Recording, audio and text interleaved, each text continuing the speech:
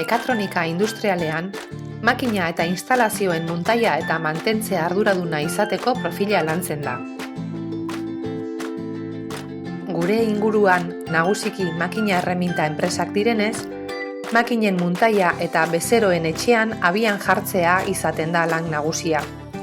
Baina horrez gain, inguruko industria eta zerbitzuetako sektoreen mantentze lanen arduradun izateko ere prestatzen dira.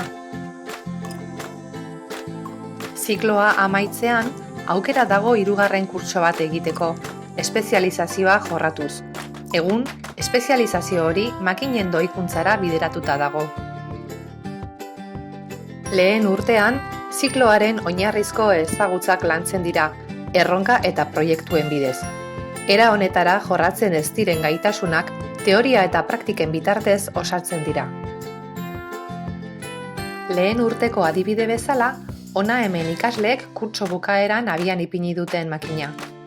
Makina zelula zulagailu bat da, non makinaren karga, deskarga eta pienzen kontrola robotak egiten duen, zulatze prozesua PLC batek kontrolatzen duen bitartean eta elkarrekin lanean. Bigarren mailan, lehen mailan ikusitakoa aplikatu eta gaitasun berriak lantzen dira, hemen ere erronka eta proiektuen bidez.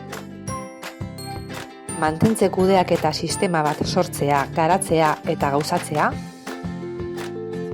mekanizazio zentru baten muntaia eta abian jartzea, eta ikusten ari zareten irudietan ageri diren beste erronkak.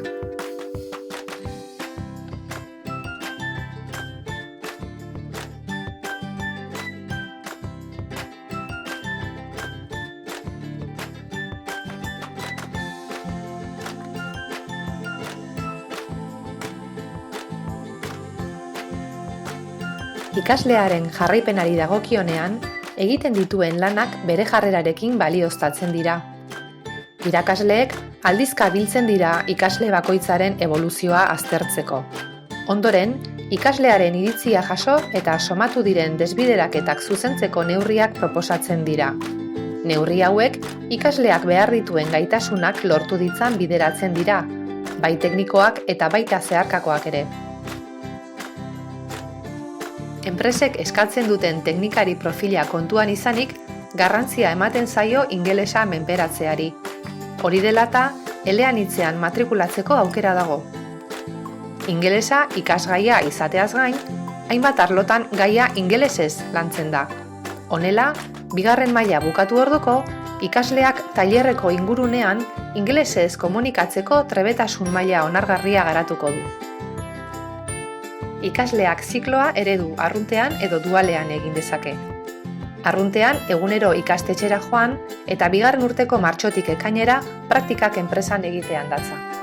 Dualean, 2. urtetik aurrera, ikaslea aldi berean enpresa batean lanean aritzen da eta klasera etortzen da.